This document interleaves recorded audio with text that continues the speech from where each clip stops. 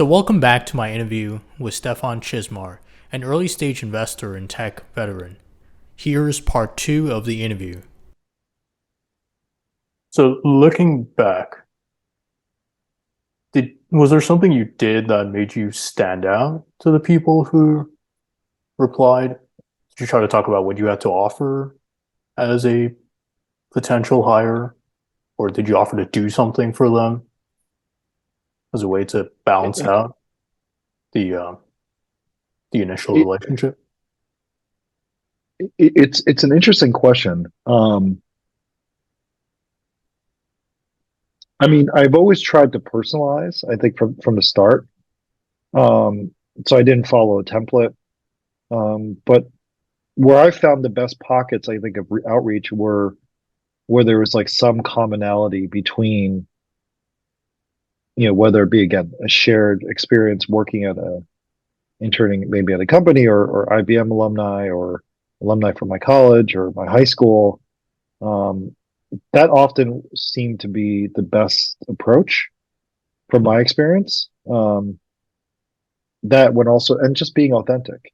Um, and I think anytime you're reaching out to someone, particularly someone more senior than you, um, even if you have that shared connection or um, shared alignment, you still, I think my recommendation is you want to be as efficient as possible with your ask.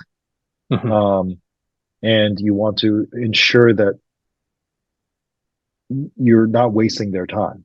And so I Right. think being straightforward, polite, and courteous, and finding pockets of alignment or areas of alignment really are the tips that I would give someone who's going through a similar journey.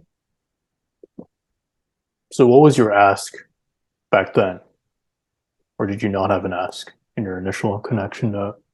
I'm trying to think because it was quite a while. I think I was looking to learn more about either a particular company they were at or a company that they were connected to, or have them talk about their experiences within tech itself. It was very similar actually to the outbound process that I ran when I was a first time entrepreneur, where we were out reaching out to people in our network, getting intros to executives at financial institutions. That time it was a very pointed ask. It was like, hey, we're conducting research for a company that we're building. We'd like your feedback on that. When it came to my kind of transition from entrepreneur back into the operating role, the first time, that was more, I'm looking to basically learn more about your company. I'm interested in a role. I would always have a pointed ask, I think, where if I saw a role that was open on the careers page, or if I saw that they were, they had spent time at a particular company or had connections to maybe a founder, I would always have a pointed ask on one of those topics. Got it. And what? So back then you made so after the initial outreach, Mhm. how did you translate that into? Well, you eventually got a job through outreach. How did Yes. you connect the two? Because to a lot of people who are doing this, there's that fear of, oh, I might come off as opportunistic Mm. or I like think I'm my trying to, advice yeah.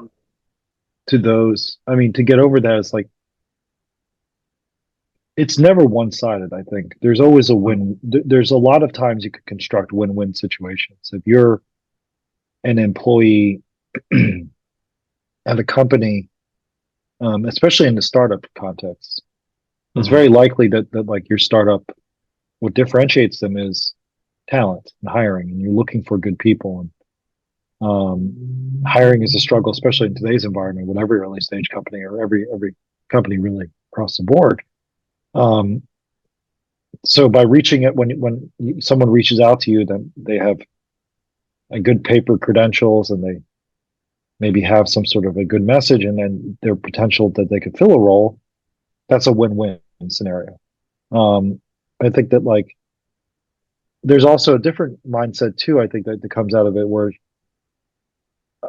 I think that this is more common than people understand. The process of essentially leveraging a network, um, and using it to your advantage. Um, and I think that for the most part, people who do respond either have some maybe empathetic understanding of what you are going through by reaching out, Mhm. or at the same time there could be a scenario where it could benefit both parties. So going back to Yext, so Mm. you reach out, what made you choose Yext over the other companies that you were considering? I um I think it was the culture and the product itself. It was very easy for me to conceptualize. It was a New York based tech company at the time. I was like New York, Mhm. living where I'd been living in DC, was moving to New York. Mhm. This was before remote work really was the advent of remote work. Um, and I think it was ultimately at the end of the day the opportunity to jump in where I was still had exposure to management, the founders, and I was ultimately working with a group of people that motivated me, and from the interview process, I was um, inspired by. Did you want to replicate parts of your own founder journey at Yext?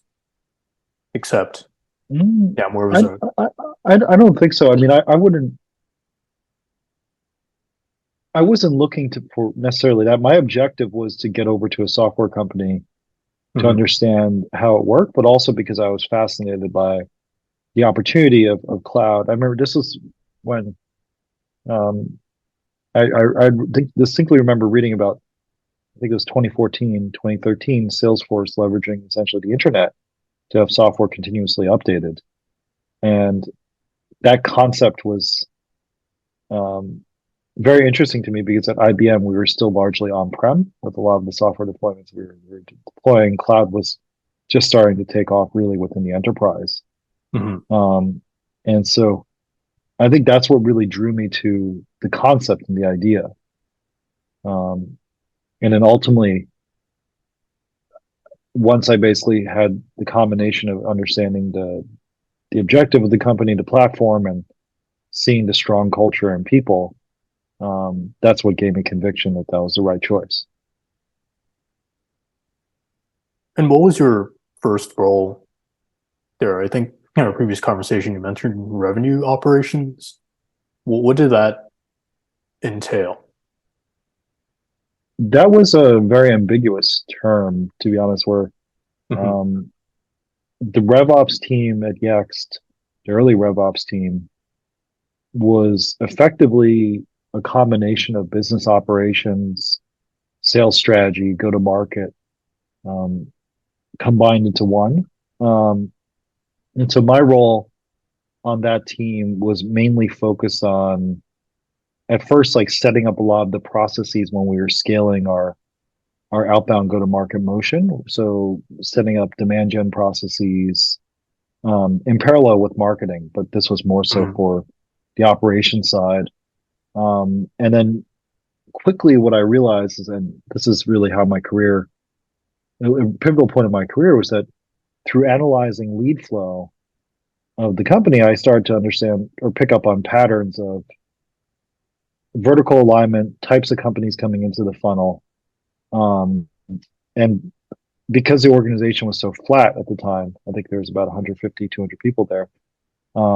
I had direct access to the founders and the management. I was able to put together effectively a proposal for what I saw initially, what was a verticalization strategy. Um, because our product, while it's horizontal the way we positioned it, had a Mhm. lot of interesting use cases when you looked at it from an industry lens.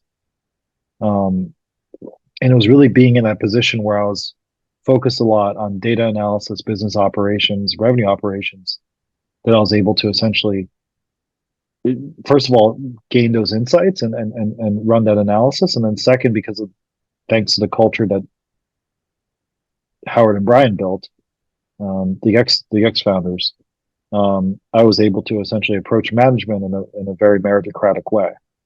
And I think that's really one of the advantages I see right now, just within startups itself, is that inherently there's more work than hours in a day. startups are not for everybody. Right. And the reality is, majority of them fail. But on the flip side, there are opportunities for individuals who are hungry, who are driven, who want to wear multiple hats, particularly in the early stage, where you can Hmm. jump in and be part of that process of building and creation. Hmm. Um, and I will say, Jason, there's a little bit of a rush to that, especially when you're winning as a group, you're building processes, and then you're working towards a rowing in the same direction, working towards a North Star or product vision. Fully understand that rush, having been in the early stage environment myself. Yeah.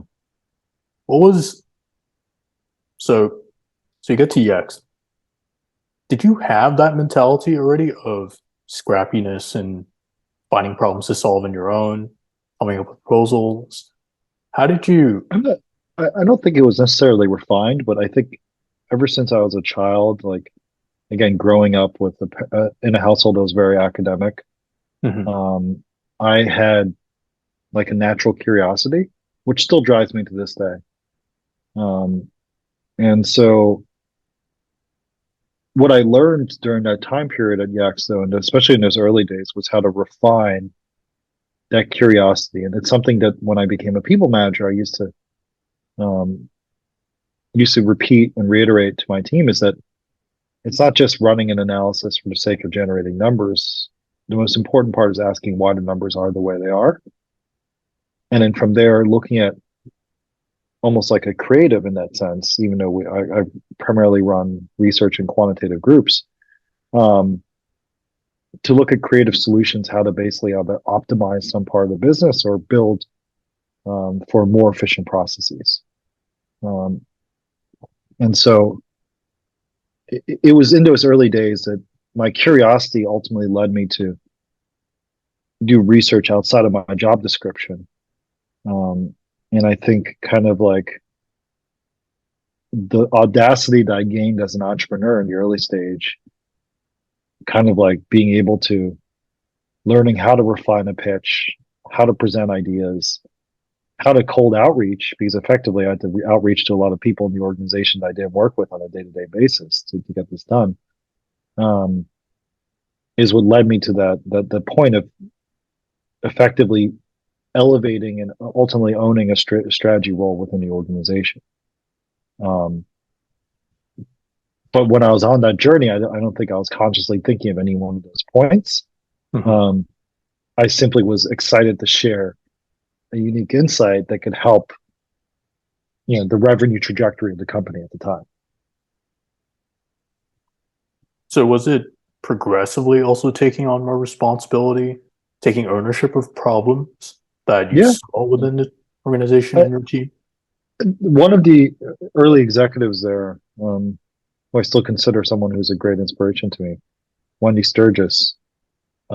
She had a quote that she used to say a lot to the revenue team, and the operations team as well, which was fill white space. And I think in startups, especially in the early stage and the mid stage, there's so much opportunity to fill that white space, to contribute value, um, whether it be, again, picking up a project, taking on an extra initiative.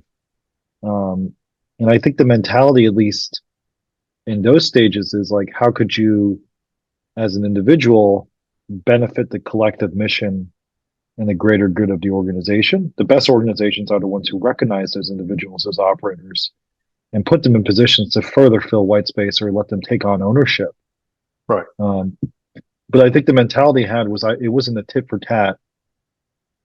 And I saw this a little bit at IBM in the enterprise world, the large corporate world, where people would be like, "Oh, I'll only take on this team or management responsibility if you basically adjust my comp or promotion." Right. I think one of the great things about Yext, and again, credit to the incredible founders that started the company, was that they were very good at rallying morale and creating a very healthy culture of strong collaboration, where there's just quite frankly a lot of smart and driven people. The Mhm. competition was high, and we competed internally every day, but we had a collective mission that we were working towards. We were still one team. And I think that mentality was instilled in me really from day one having exposure to them. Um, and it was those opportunities that I had that again that I identified that ultimately led to my rapid career progression there. Hmm. Um, but by no means did I see it at the time when I was like building out a new business line or launching a new product or working closely with their product team, for like ideation or research. Um, did I ever think that that would lead to effectively a promotion or a salary increase? It was all my understanding, at least at the time, was like this was all benefiting, and my belief, I should say, my mentality was this benefiting the collective good of the company, and that we needed to push as hard as we can to essentially create something great. How did you deal with the unglamorous aspects of working in an early stage environment? It's always like this fear for a I lot of mean, people I've that, probably done every job from selling deals to yeah, renewing contracts to helping expand international regions to cleaning bathrooms, and everything in between. yeah, Um, and I don't think at the time, like I've never thought of it as unglamorous. I mean, it was mhm, always just the objective at hand was to basically put the best work product out yeah, in the most efficient manner possible. And I think what another thing I learned as an entrepreneur, which I brought to Yext, was that great is often the enemy of good, and that when you're moving at a high speed and you have to innovate, if you spend time trying to be perfect, it's very likely that the project that you're trying to be perfect on will be scrapped or change or right, go away, yeah, very quickly after that. And so I think that like what my takeaway from at Yex and how that kind of merged with the culture there is like move with intention and move as fast as possible, but get something out right away. And commit to it. And when you couple that with filling white space, I think that that's how I thought of some of the unglamorous work was that mhm, this was a project that needed to be done. It also helped that there was like such a great culture and such a wonderful group of people there. mhm, Um, I mean, I feel blessed to this day, still being able to keep in touch and still be great friends with a lot of people that I did the X IPO run with. Many of whom have gone off to do incredible things in their own regards, starting companies, going into the VC world, going back into early stage companies. And it's I think it's that bond that helped us get through some of the less glamorous work when you're in the office, until right, 11, 12 at night. yeah. You're you have And to you're waiting for a CSV to export to basically run an yeah, analysis, and like you're pulling a query, and things are breaking, and it helps to have great people around you, but also to elevate and see the greater mission that each contribution that you're doing is basically pushing this company forward slightly more to get to its end game and end goal. So that was part two of my interview with Stephan Cizmar, an early stage investor and tech veteran. Click here for part three.